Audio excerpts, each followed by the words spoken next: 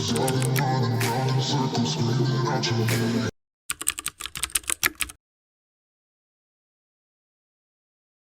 and thank you for clicking on this video. Welcome back to another vlog. So I'm actually doing kind of a part 2 of one video I've already done, which is like a day of a life in the makeup artist. No, a day in the life of a makeup artist. Is that what I said? Anyway, so what I'm going to do, I've already done one of these videos before, but I did it when I had a photo shoot. So it's kind of a little bit of a different day. Today is more of like a typical weekend of what it looks like. It's kind of like appointments all day. I'm a freelance makeup artist, if you don't know, or if you haven't watched the other video. So I travel to people's houses and do the makeup there. So yeah, so I need to leave right now and go to do 2 people's makeups. Then I've got a wedding trial and then I've got another appointment this afternoon. So I thought I would take you with me because, like I said, this is a little bit more of a typical weekend for me than photo shoots and stuff. It's very early. It's very early for me. I think it's nearly 9 o'clock. That doesn't sound early to some people, but to me on a weekend it should be illegal to be up this early. Like, I'm so tired. I did actually go to sleep early last night, but I just feel like I've had no sleep. So I need to stop talking because I really do need to go. And yeah, so I've literally got no makeup on. I've just done my skincare. I don't really wear makeup a lot, to be honest, when I'm doing makeup on the weekends, unless I've had a bit of time beforehand and it's like an afternoon appointment. I just don't feel like doing mine and then going out and doing makeup, so it's just the way it is. So yeah, I'm going to set off now, and I'm actually going, they're my friends, the first one, so I'll be able to get a video of the finished look. And then the wedding trial I'm probably not going to be able to, but I'll do my best to get what footage I have. But I just thought it'd be like a good idea to see what more of like a typical day with me is. So let's go. Okay, so I kind of messed up a little bit. I didn't take a video while I was in there just because I kind of realised that when I was doing it, I only had like a really short space of time to get to this next appointment. But I did get some pictures, so I will insert them on the screen now of both of the makeups that I did. I really like them. They're so different. One's really dramatic, really colourful. The other one's really nude. So they were my friends. Like, I had a brew, a really nice chat. I was there about 2.5 hours, I think it was. So yeah, to be able to do both of them and pack up, and I cleaned my brushes whilst I was there. So obviously when you freelance and you're moving from house to house, unless you've got a bit of a break between it and you've got time to go home and do it, you need to be cleaning your kit and your equipment and stuff in between. So I just did it at my friend's rather than getting here and then being like, I need to clean my brushes. So I was trying to do it at the end of an appointment when I'm chatting with them. And just so it kind of like, whilst you're putting stuff away, it doesn't take long to clean the brushes and stuff. So yeah, I always try and do it that way. I've just pulled up outside my next appointment. So this is actually a wedding trial, which I'm really excited for. Our wedding's in a few weeks, so I'm not too sure. And they got this booking, I think, last week. So I'm not too sure what the kind of the rush is, if she's had to change a date because of COVID or whatever. So I'm going to go in here now. Obviously this is someone that I don't know, so I definitely won't be able to film in there or speak to you, but I will speak when I get out. I've literally just had a banana on the way here and some water because I need a little bit of something to keep me going. After here I can go home for like an hour and a bit and I'll get some lunch and stuff and then head off to my other one, which is my cousin. I'm thinking of filming that and doing it as like a little makeup tutorial for YouTube, but I will get some footage whilst I'm there of like my set, like how I set all my kit up and stuff, because she'll be happy for me to do that. So yeah, I better go in. I'm dead on time, which is fantastic. When it's new clients and stuff and people that I don't know personally, I always want to be on time because just I hate the thought of being late. So I'm gonna go in now.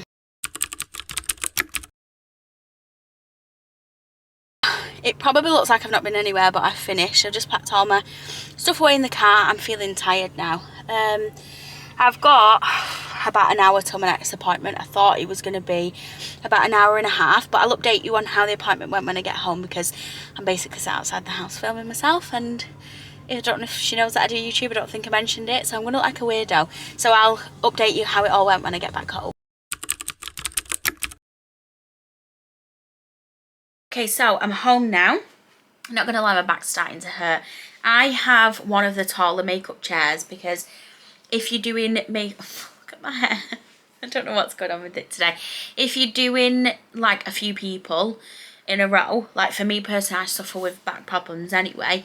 So I've got like a taller one, but even that, I think I stand in a weird way, like tensed when I'm doing it because I just always seem to have like a bad back basically. So I just wanted to talk about one thing what I think some people, if you're a makeup artist and you're watching this, that they will appreciate hearing, because I've been doing makeup now for about 4 years, and I, in the beginning, used to hate it when this happened. Usually when you do makeup, someone will give you an idea of what they want. Sometimes they won't, sometimes they'll just say, do what you want, this is what I'm wearing. Sometimes I'll show you pictures, sometimes I'll just tell you.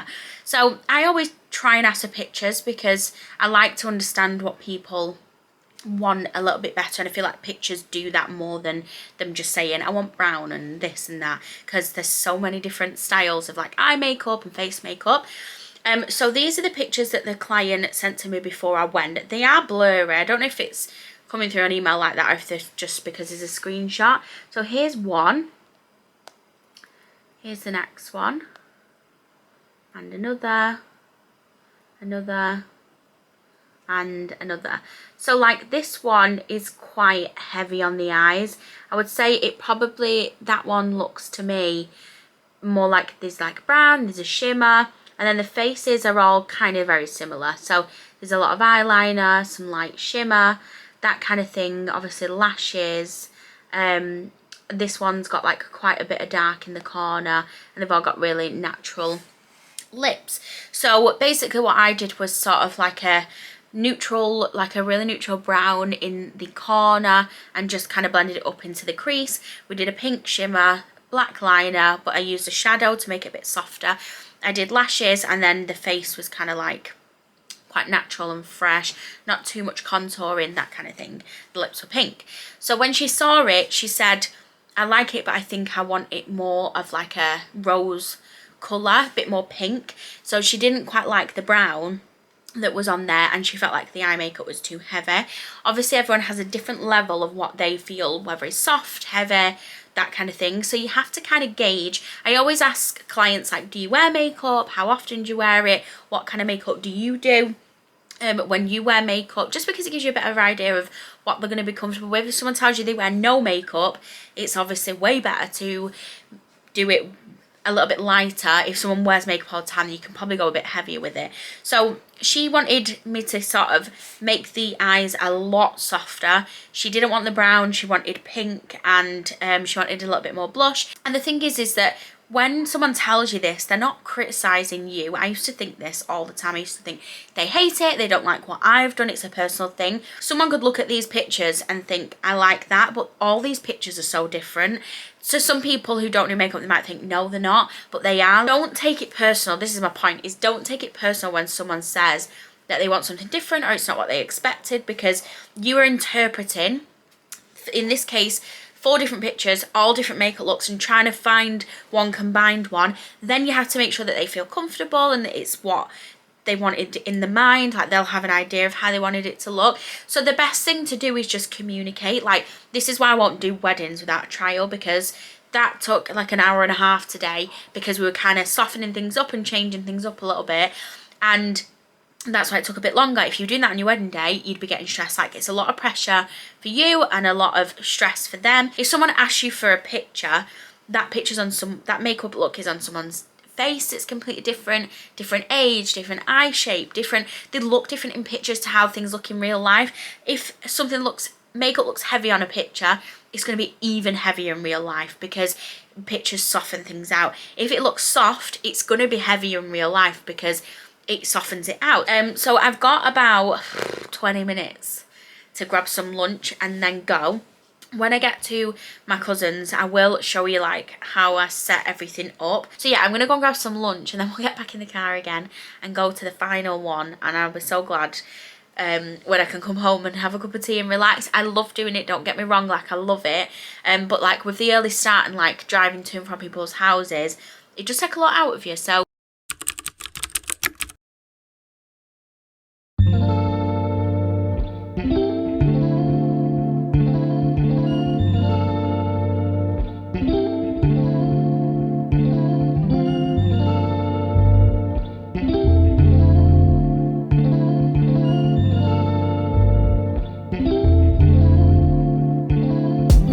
if you don't speak, then you won't get spoken to. People only see you when you up, then they notice you. Trying to be a legend, create lines Kind of dark because it's miserable outside, but I'm all done now for the day. It is 10 to 5 and we are done. I'm going to go home and relax for a bit. I think I'm going to have a bath. I need to wash my hair. Like, I'm just going to chill out for a bit. But when I get back, before I do all that, I will talk to you a little bit about the day. And I was thinking as well to share with you like how much I earn on this kind of day. I know that some people are really like close with stuff like that, but I was thinking, why not? I'll just share it. So when I get home, I'll talk to you a little bit about how much I earned and some other little bits as well before we finish this vlog off. I just got home, took my bun out, ready for washing my hair because it's hair wash day. So yeah, I wanted to just really quickly before I finish this off, speak about kind of money and stuff like that. I know that it's kind of, and not everyone really talks about things like money on YouTube and with people, but I don't see any harm in it because my prices are my prices.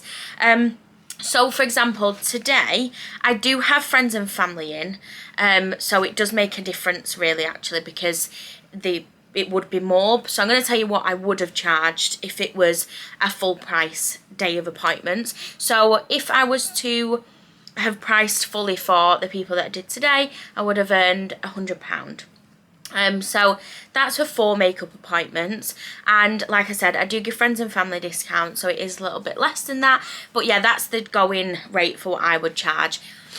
Personally, I do get a lot of people saying that you should charge more. 1, because of how long I've been doing it now, and 2, because I'm freelance, so technically I probably could be charging more, but it isn't my full-time job, so I kind of am not really that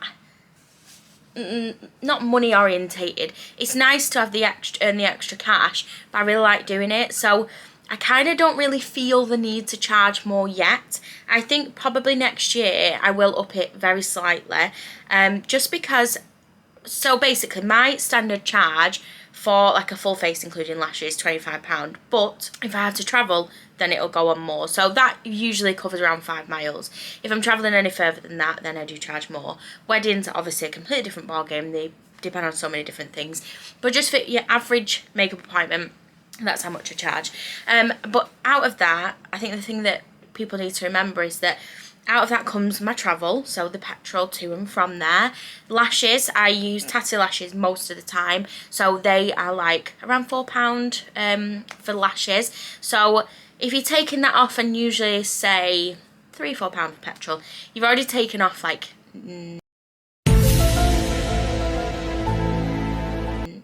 £8-ish from what I actually earn. Then I obviously have other products that I use. Now, obviously you don't use a full amount of a product for each person, but over time you do use small amounts, so there's no way you could put a price on how much you use products per person. So that's what I charge, and I always have questions of people saying, how do I know how much to charge?